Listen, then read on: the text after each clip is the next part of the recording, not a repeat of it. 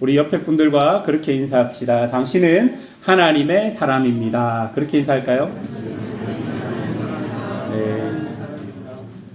네, 감사합니다. 여러분 혹시 2026년을 시작하면서 올해는 꼭 성경 일독을 해야 하겠다라고 다짐하신 분들이 계십니까? 아주 좋은 결심이라고 생각합니다. 실패해서 매번 창세기만 읽는다 할지라도 새해를 맞이하여 이런 결심을 하는 것은, 그리고 이런 도전을 하는 것은 아주 중요하고 좋은 것 같습니다. 그런데 여러분, 왜 성경을 읽어야 할까요? 한번 생각해 본 적이 있으십니까? 옛날에는 교회에서 성경을 많이 읽은 사람들에게 시상도 하고, 그리고 교회 뒤에 그래프 같은 것들도 붙여 놓기도 했습니다. 그리고 구역마다 성경을 몇 장 읽었는지 조사해서 연말이 되면 성경 많이 읽은 구역에게 상도 주는 등 그런 외적으로 읽을 동기가 교회 안에 많이 있었습니다. 그런데 우리 교회도 그렇지만 사실 요즘에는 교회들이 별로 그런 것들을 하지 않고 있습니다. 그리고 예전처럼 성경 일독을 크게 강요하는 것 같지도 않습니다. 그래도 여러분 다 아시다시피 성경은 읽어야 합니다. 왜냐하면 성경은 우리에게 삼위 하나님이 누구신지, 그러니까 우리 믿음의 대상이 누구신지를 정확하게 알려주고, 또한 성경의 핵심되는 예수님과 그의 사역으로부터 시작된 하나님의 나라를 우리에게 알려주기 때문입니다. 여러분, 이 성경을 읽을 때 우리는 어떻게 읽어야 할까요? 성경은요, 아무 생각 없이 그냥 오늘은 몇 장 읽어야 돼 라고 생각하며 그 장수를 채워서 읽는 것이 아닙니다. 성경은 그 핵심인 예수님과 예수님이 알려주신 하나님 나라의 관점으로 읽어야 하는 것이죠. 이때 여러분, 하나님 나라, 아까 우리 권사님 기도하셨듯이 저희 교회는 올 한 해 하나님의 나라를 살다라는 주제로 우리가 함께 이렇게 표를 가지고 살아가고 있는데, 여러분, 하나님의 나라, 그 관점으로 성경을 읽어야 하는데, 하나님의 나라는 어떤 나라입니까? 여러분, 하나님 나라라고 생각하면 제일 먼저 우리가 생각해야 되는 것이 무엇입니까? 하나님이 왕 되신 나라입니다. 여러분, 하나님이 왕 되신 나라이니까 그 나라는 당연히 뭐가 있는 거예요? 하나님의 통치, 하나님의 다스림이 있는 나라가 하나님의 나라라는 것입니다. 여러분, 성경을 처음 딱 열면 창세기가 나옵니다. 거기에 보면 태초에 하나님이 천지를 창조했다라고 선언합니다. 여러분, 이 말은요, 하나님이 주인이시다, 하나님이 주체이시다, 하나님이 근본이시고 근원이시다라는 것을 우리에게 알려주는 말입니다. 그리고 성경의 마지막에 보면 요한계시록 22장에서도 하나님의 왕되심을 드러내는 구절이 있는데요. 요한계시록 22장 5절은 이렇게 이야기합니다. 다시 밤이 없겠고 등불과 햇빛이 쓸데없으니 이는 주 하나님이 그들에게 빛이심이라. 그들이 세세토록 왕노릇 하리로다. 마지막에 우리가 하나님과 함께 왕노릇 하겠다라고 계시록이 이야기합니다. 이처럼 성경은 하나님의 왕되심으로 시작해서 하나님의 왕되심으로 끝나는 책인 것이죠. 물론 성경이 진행되면서 사람은 선악과를 먹으며 하나님의 왕권에 도전하고, 또 하나님이 만드신 같은 사람을 죽이고 또한 정복함으로써 하나님의 왕권에 도전합니다. 또한 바벨탑을 높이 쌓아서 하나님이 아닌 다른 것을 신으로 여기며 하나님의 왕되심을 무시하기도 하고 하나님의 통치하심을 받기 원하지 않는다라고 말하기도 합니다. 그런데 여러분, 그렇게 사람들이 하나님의 왕되심을 무시한다고 해서 하나님의 왕되심이 바뀌거나 변경되지는 않는 것이죠. 하나님은 왕으로 그 백성들에게 정의와 공의, 사랑과 긍휼, 자비로 그들을 다스리며 결국은 당신의 독생하신 아들까지 내어주시며 사람들에게 하나님의 나라를 보여주셨습니다. 하나님 나라에서 왕 대신 하나님의 통치를 받으며 사는 것이 얼마나 큰 복인지를 우리에게 말씀해주고 계시는 것이죠. 사랑하는 여러분, 2026년 우리 교회는 지금 이곳에서 하나님의 나라를 살다라는 표어를 가지고 한 해를 시작했습니다. 이것은 내가 사는 이곳, 즉 무석에서 하나님의 통치를 받으며 내 삶을 살아가는 것으로 하나님의 나라와 그의 통치가 성경 안에만 실제하는 것이 아니라 내 삶에서도 실제한다는 것을 우리가 1년 동안 함께 경험해 보자라는 취지입니다. 목사님, 그거 성경 이야기 아니에요? 아닙니다. 우리가 이 땅에서 우리의 삶에서 직접 하나님의 통치와 다스림을 받으며 살아가자라는 것입니다. 여러분이 하나님의 나라를 산다라고 말할 때 방향을 꼭 붙잡아야 합니다. 즉 하나님의 나라는요, 내 뜻을 하나님께 간철시키는 그런 삶이 아니라 하나님의 뜻이 내 삶을 통해서 드러나는 삶인 것이죠.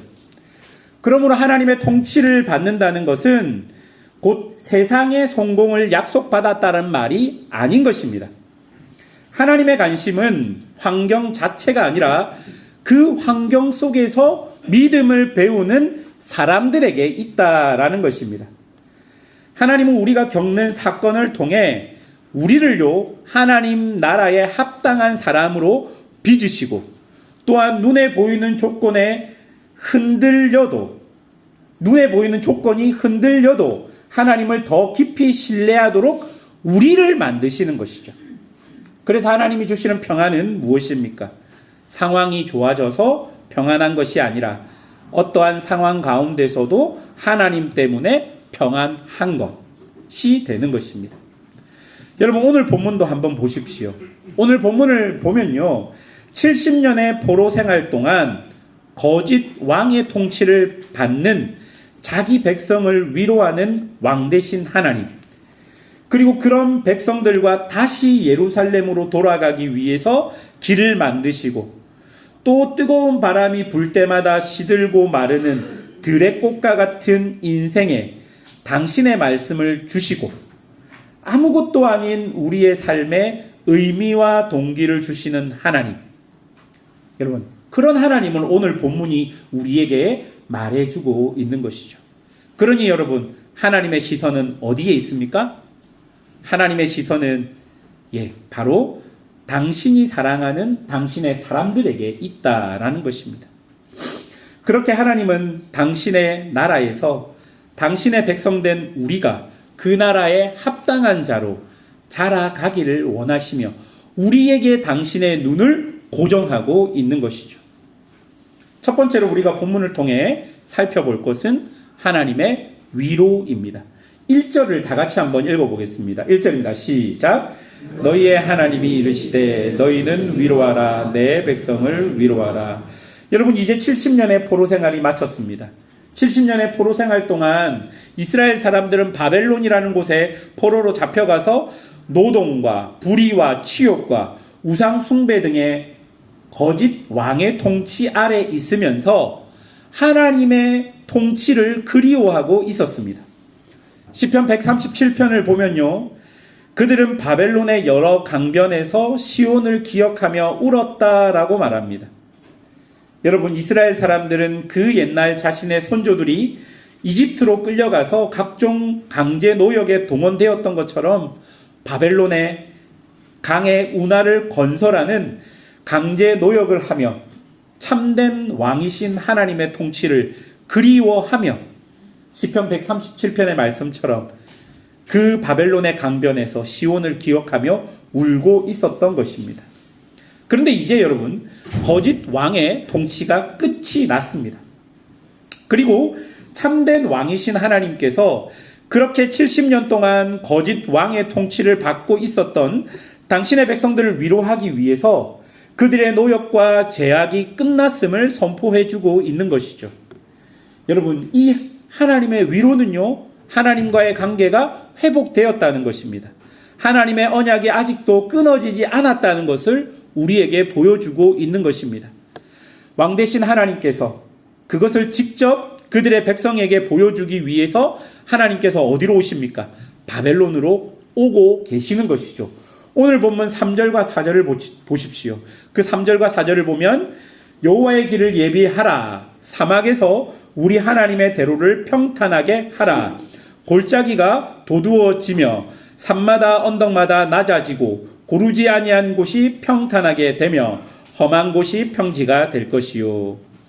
여러분, 이 구절들을요, 역사적으로 해석하면 고대 왕들이 행차할 때 왕이 가는 길을 미리 답사하고 왕의 행진에 방해가 되는 모든 것들을 정리하고 정돈하는 모습이 3절과 4절입니다. 예, 하나님의 대로를 평탄하게 하라. 골짜기를 메워라. 왕이 지나가실 거니까 이 언덕들을 깎아라. 뭐 그런 말들을 하고 있는 것이죠. 여러분, 이 구절을요, 신학적으로 해석하면 이렇게 생각하면 됩니다. 앞에서 바벨론에서 지금 거짓 왕의 통치를 사람들이 받고 있었잖아요. 70년 동안. 얼마나 힘들었겠습니까? 그런데 하나님이 뭐라 합니까? 그들을 위로하라 말씀하시죠. 그리고 그들의 노역과 제약이 끝났다고 말합니다. 그리고 그 다음에 내가 가는 길을 평탄하게 하라라고 말씀하고 계십니다. 그럼 여러분, 다음으로 예상될 하나님의 행동은 무엇입니까? 하나님이 직접 바벨론으로, 그 포로로 잡혀있는 그들의 백성을 위해서 하나님이 직접 그 바벨론으로 가시겠다라는 의미가 되는 것입니다. 여러분, 고통 속에 있는 사람들, 고난 속에 있는 사람들, 불의와 어떻게 할 수 없는 상황에 있는 사람들, 억울하고 속이 상한 사람들, 거짓 왕의 통치 안에서 아무런 소망이 없는 사람들, 여러분, 이 사람들에게 가장 큰 위로는 무엇이겠습니까? 지금 잠깐 상황이 좋아지는 게 참된 위로가 됩니까? 아니죠. 참된 위로는 바로 참된 왕이신 하나님이 오셔서 참된 통치를 그들에게 보여주는 것입니다. 참된 왕이신 하나님이 오시면 왜곡된 것, 거짓된 것은 힘을 잃을 수밖에 없는 것입니다. 그리고 여러분, 이 예언의 말씀은 누구를 통해서 완전히 성취되십니까? 우리 구주 예수님께서 당신의 사랑하는 백성들에게 육신의 몸을 입고 직접 오심으로 이 이사야 40장의 예언의 말씀은 성취됩니다. 그리고 예수님보다 먼저 그 길을 알았던 세례 요한은, 그 길을 갔던 세례 요한은 이 이사야 40장의 말씀을 자신의 말로 이야기하며 광야에서 똑같이 이야기하죠. 예수님이 오실 거다. 우리는 골짜기를 메워야 한다. 주의 길을 예비해야 한다. 그리고 예수님이 실제 역사 속에 들어오셔서 당신의 백성에게 하나님의 나라를 보여주셨습니다. 여러분, 그리고 예수님은 하나님의 나라를 이 땅 위에서 살아가셨습니다. 온전한 하나님의 통치를 받으며 그 나라를 우리에게 보여주셨습니다. 그리고 예수님은 어떻게 하십니까? 그 나라를 우리에게 맡기셨습니다. 누가복음 22장 29절과 30절은 이렇게 말합니다.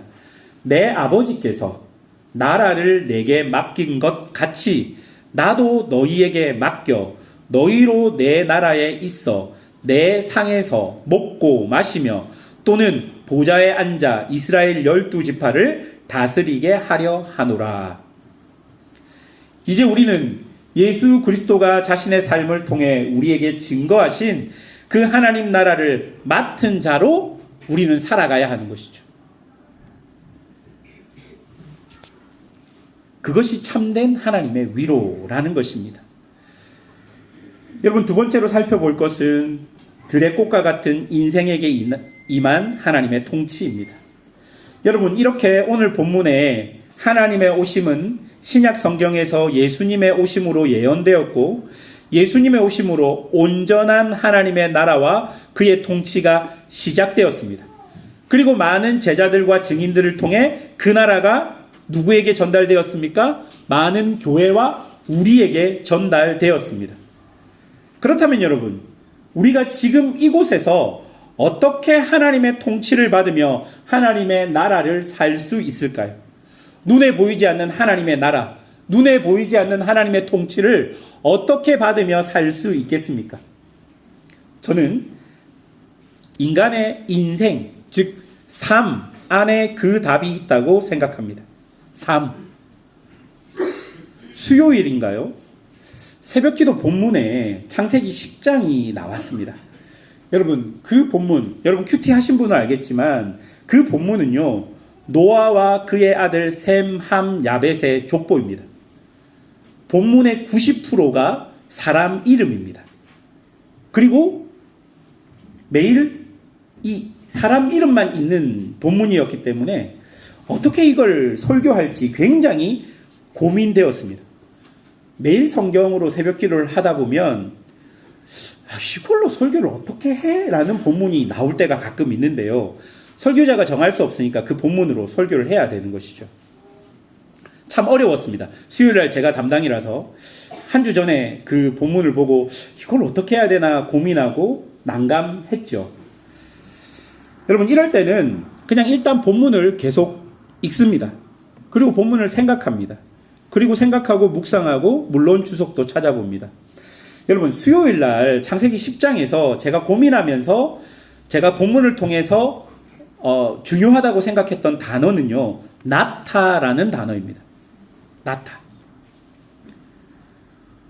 후손에게로 삶이 이어지는 것이 저에게는 마치 하나님께서 여자의 후손을 언약으로 주셨고 그 언약이 후손에게 계속 이어져야 성취되는 것 같은 그런 맥락으로 그 본문이 보여진 것입니다. 여러분, 성경에서는요, 대가 끊어지면 그게 저주라고 말하고 대가 끊어지지 않고 후손으로 대가 이어지면 복이라고 말합니다. 여러분, 그 이유 중에 하나가 무엇인 줄 아십니까? 언약이 아직까지 유효하다는 것을, 하나님의 약속이 아직까지 끊어지지 않았다는 것을 사람들에게 보여주는 것이기 때문입니다. 여러분, 하나님은요, 우리가 죄와 악 속에 있고 또한 고난 속에 있고 알 수 없는 어려움 속에 있어도 우리에게 항상 무엇을 주십니까? 내일을 주십니다. 또 그 다음 내일을 주십니다. 그리고 또 그 다음 내일을 주십니다. 여러분, 이게 뭐라고 생각하십니까? 기회이죠, 기회. 여러분, 어떻게 하면 하나님 나라에서 하나님의 통치를 더 잘 받고 그 다스림 속에서 하나님을 더 잘 신뢰할 수 있겠습니까? 여러분, 사는 것입니다. 답은 사는 거예요. 내가 하나님의 나라를 살고 싶다는 그 열망을 가지고, 내가 하나님의 뜻을 따르고 싶다는 그 열망을 가지고 사는 것이 답이라는 거예요.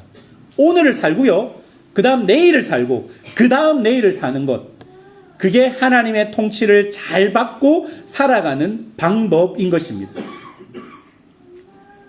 여러분, 오늘을 살고 내일을 살고 그 다음 날도 살면 그 안에서 우리는 무엇을 배웁니까?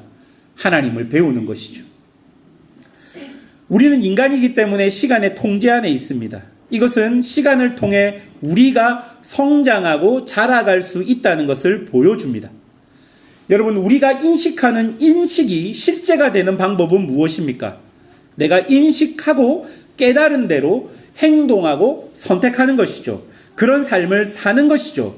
그 시간 속에서 나의 행동과 삶이 축적되면 그것이 나의 무엇이 됩니까? 태도가 되는 것이고요. 그것이 나의 습관이 되는 것이고요. 그렇게 나의 삶이 변화하게 되는 것입니다. 제가 우리 교회에 와서 가장 오래 사역한 곳이 있습니다. 유치부예요, 유치부.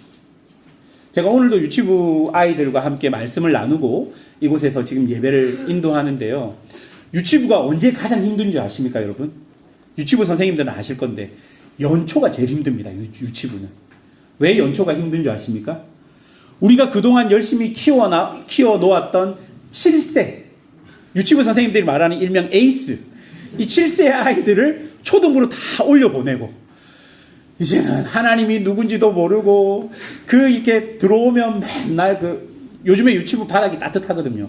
그러니까 누워가지고 떼굴떼굴 구르는 애들이 몇 명 있어요. 그 애들과 함께 예배를 드리는 거예요. 그럼 참 어렵습니다. 오늘도 선생님들이 아내는 선생님 가랑이 사이로 왔다 갔다 하고 막 난리도 아니고 막 누워서 떼굴떼굴 구르고 막 그래요. 그래도 아이들 일으켜서 같이 예배를 드리거든요. 여러분, 뭘 이야기하고 싶으냐면, 우리가 근데 선생님들이 그렇게 계속 하면서 포기하지 않는 이유는 뭡니까? 걔네들도 6세 되고 7세 되면 앉아서 뭘 하는 거예요? 예배를 드리는 거기 때문이죠. 이미 연수가 오래된 선생님은 그동안 아이들이 그렇게 했던 아이들이 자라가는 것을 보았기 때문인 거예요. 여러분, 그렇습니다. 우리가 지금 하나님의 통치를 받는 것이 어색하고, 그리고 하나님의 통치를 받는 것이 난 지금 잘하고 있나, 이런 생각이 들잖아요. 그러나 그런 인식을 가지고 내 삶을 살아가면 마치 5세 애들이 6세 되는 것처럼, 6세 애들이 7세 돼서 에이스 되는 것처럼 우리도 그렇게 될 수 있다라는 것이죠. 진심을 가지고 하나님 안에서 한 걸음 한 걸음 그렇게 살아간다면, 하나님의 통치를 갈망하고 그렇게 살아간다면 우리에게 정말 하나님께서 그 시간을 통해 자라가도록 하시는 것이죠. 그래서 저는 하나님의 나라를 살 때 중요한 것은 삶이라고 생각합니다. 사는 것, 어떻게 살 것인가? 무엇으로 살 것인가? 여러분, 오늘 본문이 우리에게 기준을 하나 제시합니다. 그게 무엇입니까? 7절, 8절 다 같이 함께 읽어보겠습니다. 시작! 풀은 마르고 꽃은 시듬은 여호와의 기운이 그 위에 붐이라. 이 백성은 실로 풀이로다. 풀은 마르고 꽃은 시드나 우리 하나님의 말씀은 영원히 서리라 하라. 여러분, 오늘 말씀이 우리에게 마지막으로 알려주는 게 무엇입니까? 우리가 삶을 살 때 우리의 기준이 뭐라는 거예요? 하나님의 말씀이라는 것입니다. 들의 꽃과 같이 마르고 시드는 인생이지만, 하나님은 그런 인생에 영원하신 당신의 말씀을 주셔서 쇠하지 않는 하나님의 유업, 하나님의 나라를 살도록 하신 거예요. 그러니 내 삶의 시간에서 하나님이 주신 말씀을 자꾸 계속 실천하고 말씀대로 살아내는 것이 필요하다는 것입니다. 그리고 여러분, 이 기준이 왜 필요한 줄 아십니까? 여러분, 진심으로 삶을 살아갈 때 우리에게 기준이 없으면 어떤 일이 벌어집니까? 내가 생각하는 것이, 내가 진심으로 생각하는 것이 옳다고 생각하는 거예요. 그런데 여러분, 다 아시잖아요. 여러분, 세계 2차 대전 때 독일을 지배했던 나치들도, 그들도 그것이 진심이었습니다. 여러분, 우리의 진심이 왜곡될 수 있어요. 우리의 진심이 방향을 잘못 잡아서 이게 옳은 것인 줄 알고 진심으로 그렇게 할 수 있다는 거예요. 그러니 하나님은 너희가 삶을 살아가는데, 진심으로 삶을 살아가는데 너희에게 무엇이 필요하다고 이야기하는 거예요? 기준이 필요하다는 거예요. 그 기준이 없으면 너희 진심도 왜곡될 수 있다는 겁니다. 그리고 그 기준 안에서 너희가 자라가지 못하면 너희 진심도 다른 사람들을 공격할 수 있고, 다른 사람들을 무찌를 수 있고, 하나님 보시기에 옳지 않은 방법으로 너희 진심도 왜곡될 수 있다고 말하고 있는 것이죠.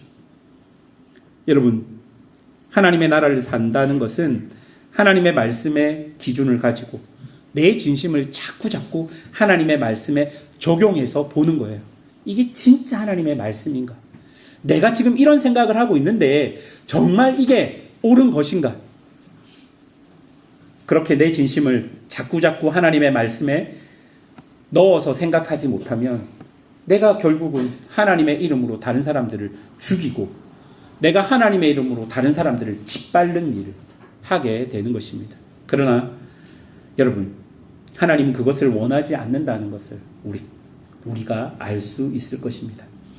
또 하나 강조하고 싶은 것은, 하나님이 주신 시간 속에서 하나님의 말씀을 실천하며 살아가야 하는데, 그렇게 살아가야 하는 장소가 어디냐는 것입니다.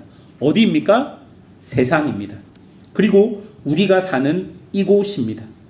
우리는 이곳을 살며 하나님 나라의 가치와 하나님의 가치를 가지고 다른 세상의 가치와 양식들에 대해서 반대하고 저항해야 하는 것이죠.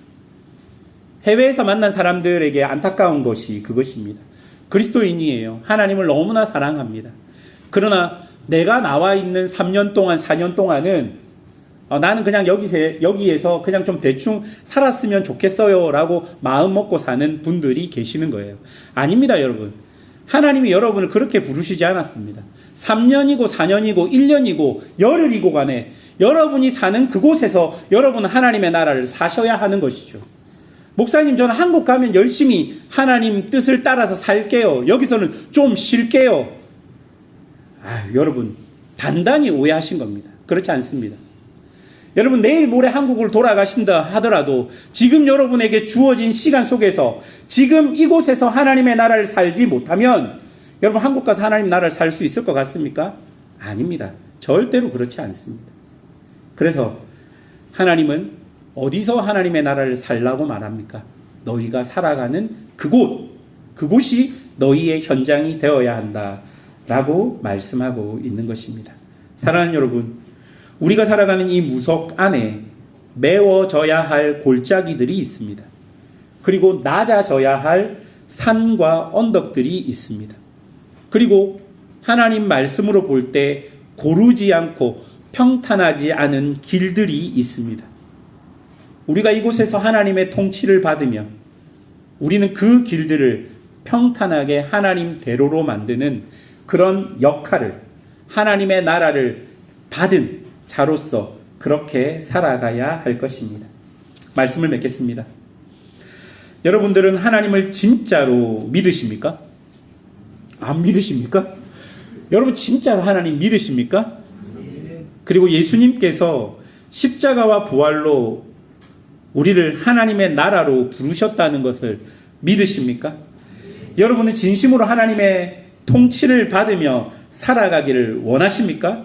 그렇다면 지금부터라도 하나님 말씀이 내게 주는 교훈대로 내 삶에서부터 하나씩 하나님 나라 백성으로 살아가야 합니다.